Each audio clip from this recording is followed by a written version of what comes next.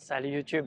Alors, comme vous avez pu voir dans le titre, aujourd'hui on va voir plusieurs catégories de femmes thaï en Thaïlande, bien sûr. On va voir qu'on voit certaines femmes de ces catégories-là choisissent de se mettre avec un étranger, avec un phalang. Alors, ce sujet de vidéo, vous l'avez peut-être déjà vu sur d'autres chaînes. Je les ai regardés également. J'étais pas d'accord sur tous les points. Ça fait, je me suis dit, autant faire moi-même ma vidéo pour expliquer mon point de vue. Avant de commencer, je tiens à préciser, donc c'est simplement mon point de vue. Ça ne signifie pas non plus la majorité des fans suivant les catégories, mais je vais vous dire moi ce que j'en pense. Alors on va commencer un peu dans l'ordre, on va commencer par les plus jeunes, entre guillemets, ça va être les étudiantes. Quand je veux dire étudiante en Thaïlande, pour moi c'est l'université. Donc il me semble que c'est aux alentours entre 21 et 24 ans, parce que ça dure 3 ans, un bachelor. Alors déjà concernant les étudiantes, ce qu'il faut savoir, enfin, moi je trouve en tout cas, c'est qu'elles sont matures bien plus lentement que nous en France. Nous, en général, quand on va être au niveau de l'université, la vingtaine d'années, donc si on continue à être étudiant, en général, on va quand même travailler à côté pour payer, pourquoi pas les études et aussi les extras, logement, etc. Et en général, la plupart des étudiantes que j'ai pu rencontrer quand j'étais plus jeune en Thaïlande, toutes elles étaient 100% take care par la famille. Donc elles payaient le logement, elles payaient la bouffe, l'université bien sûr également, mais pas que ça, elles payaient aussi les extras quand elles sortaient, etc. Ça c'est un point culturel, c'est ce qui fait je pense que les Thaïs vont prendre plus de temps à être matures. Elles vont plus être matures quand elles vont commencer à travailler depuis quelques années, en tout cas c'est mon point de vue. Et on a certaines étudiantes qui décident de sortir avec des étrangers. Donc là pour moi, si elles se mettent avec un étranger, c'est plus dans une phase de test pour voir comment ça fait d'être un étranger. Est-ce que c'est différent d'être avec un Thaï? Aussi pour se montrer par rapport à ses copines. Oui, je me mets à un étranger, il est plutôt beau, il a la cote, etc. Je pense qu'on va plus être sur ça, sans pour autant penser au sérieux, voir un avenir avec cette personne. Car très souvent, elles vont parler OK avec les copines, vous allez pouvoir les rencontrer, mais c'est très rare que vous allez rencontrer la famille. Même si en règle générale, en Thaïlande, vous ne rencontrez pas la famille avant que ce soit quelque chose de sérieux. Sauf dans la catégorie d'après, on va en parler, dans la catégorie des filles de bar. Là, ils le font plutôt vite.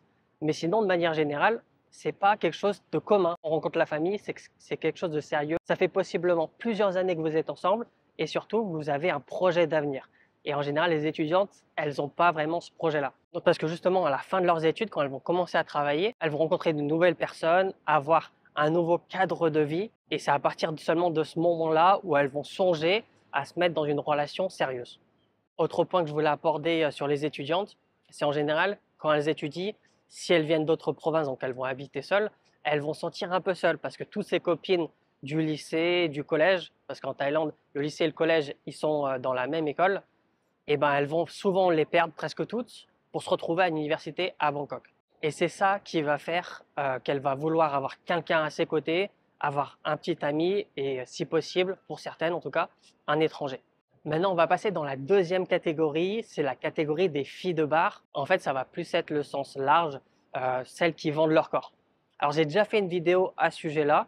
Je vous mets le lien dans la description et une fiche peut-être ici. C'est ma vidéo sur la prostitution en Thaïlande. Pour cette vidéo, j'ai fait pas mal de recherches, je vous ai mis pas mal d'interviews également. Bien sûr, je vous ai mis la traduction thaï-français afin que vous pouvez comprendre pourquoi elles font ça, même si vous avez sûrement une petite idée, et qu'est-ce qu'elles attendent de ce travail. Donc pour cette catégorie-là, celles qui vont chercher un étranger, vouloir sortir avec un étranger, ça va être essentiellement pour un point de vue financier. C'est sortir de la misère, être avec une personne riche qui le paye tout, parce que dans la tête de beaucoup de Thaïs, être étranger, c'est forcément avoir beaucoup d'argent, que cette personne puisse take care sa famille, qui est pauvre, et aussi elle également. Et si elle a des enfants, bien sûr, ses enfants aussi. Et ça va être exclusivement pour un point de vue financier. Si elles vendent leur corps déjà, c'est pour l'argent, hein, tout simplement. Et si elles décident de se mettre à l'étranger, ça va être également pour l'argent. Alors attention, ça ne veut pas dire que toutes les filles de bar n'ont pas de cœur et l'amour ne peut pas se créer. Ça peut se créer, bien sûr, même si c'est plutôt rare, mais avec le temps, une dépendance peut s'installer. Et aussi d'ailleurs, dans l'interview, vous avez pu voir, quand elles travaillent, mais quand elles ne travaillent pas, elles ont une vie tout à fait normale. Comme vous et moi, elles vont sortir, voir du monde, s'amuser également, sans pour autant que ce soit tarifé à chaque fois. Mais bon, pour retourner sur le sujet de cette vidéo, si elles ont décidé de se mettre dans une relation sérieuse avec un étranger, ça va être exclusivement, en tout cas dans un premier temps, pour une question d'argent. Maintenant, on va voir la catégorie des filles avec une couleur bronzée. Alors, ce qu'il faut savoir déjà d'un point de vue culturel, être bronzé, mat de peau, c'est pas vraiment un critère de beauté en Thaïlande. C'est même le contraire. Les Thaïs, si vous leur demandez ce qu'ils aiment, 99% je dirais, ils aiment une fille blanche, plutôt grande fille, plutôt qu'une fille bronzée. Attention, ça ne veut pas dire que toutes les filles mates sont forcément pas belles aux yeux des tailles. Non, il existe effectivement pas mal de filles des net idols.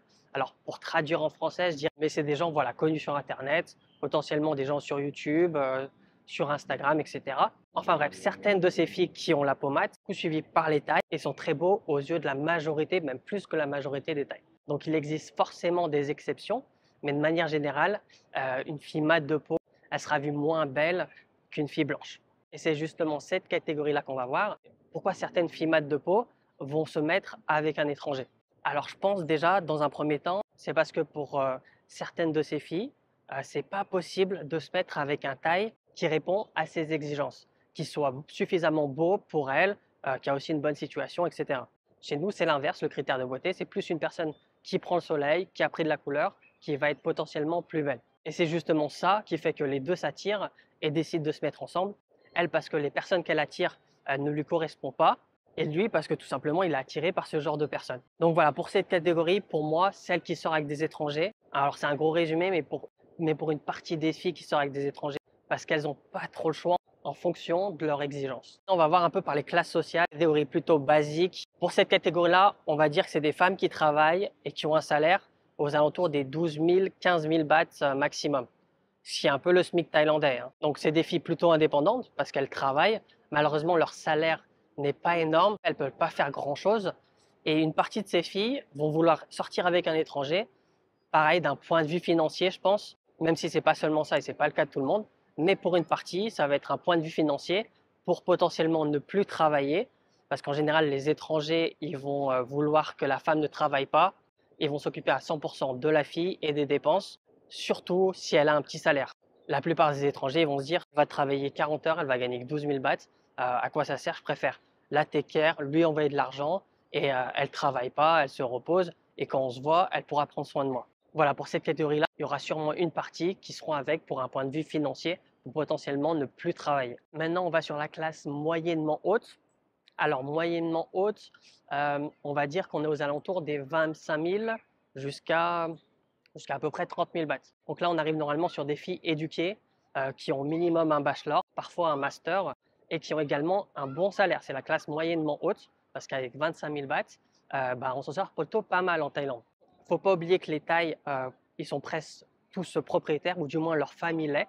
Pour ceux qui restent dans leur province natale, ils vont vivre chez leur famille, donc il y a un loyer à ne pas payer, potentiellement une voiture à ne pas payer.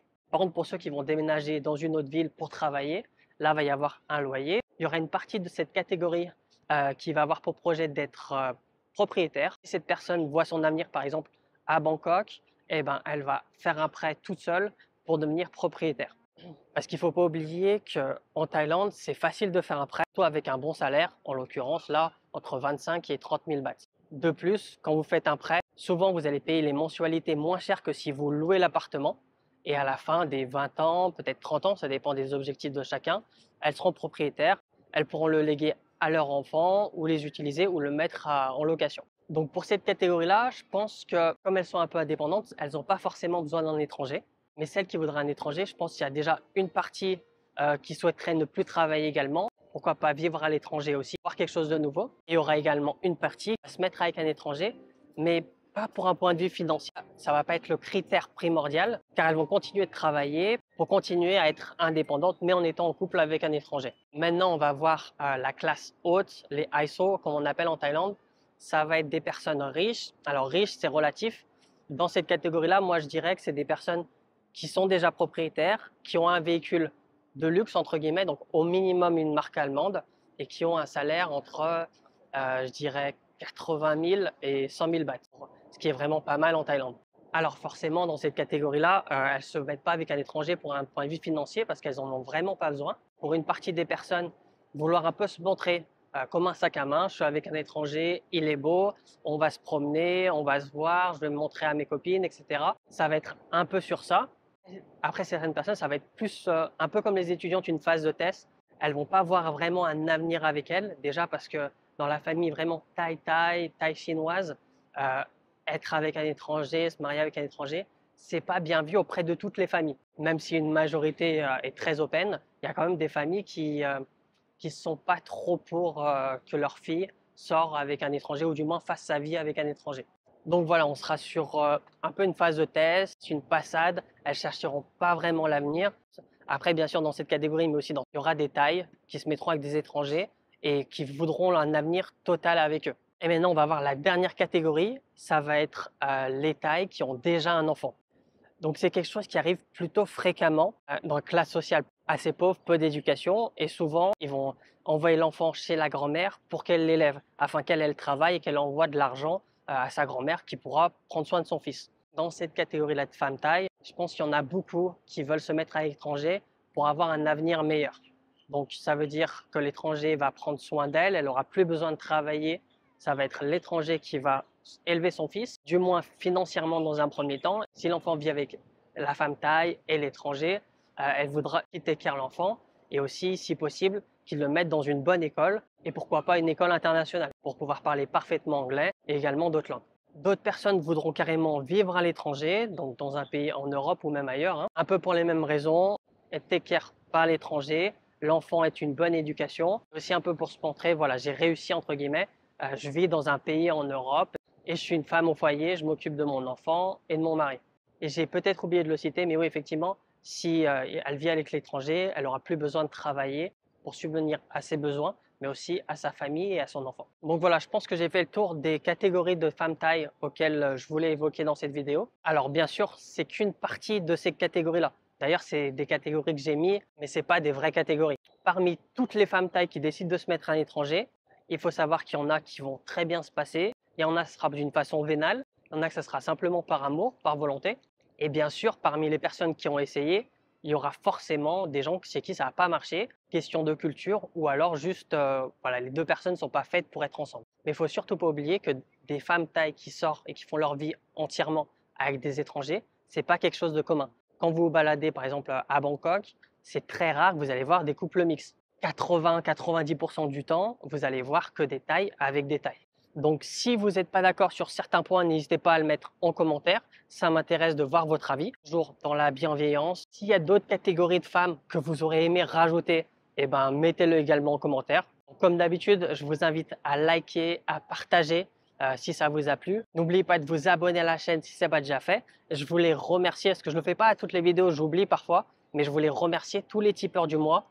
Vous avez les noms dans le premier commentaire, de tous mes réseaux. Je voulais remercier énormément car c'est grâce à vous que la chaîne continue à évoluer. Donc voilà, je vous mets également deux autres vidéos, une ici à regarder si vous ne l'avez pas déjà vue. Et puis je vous dis à la prochaine.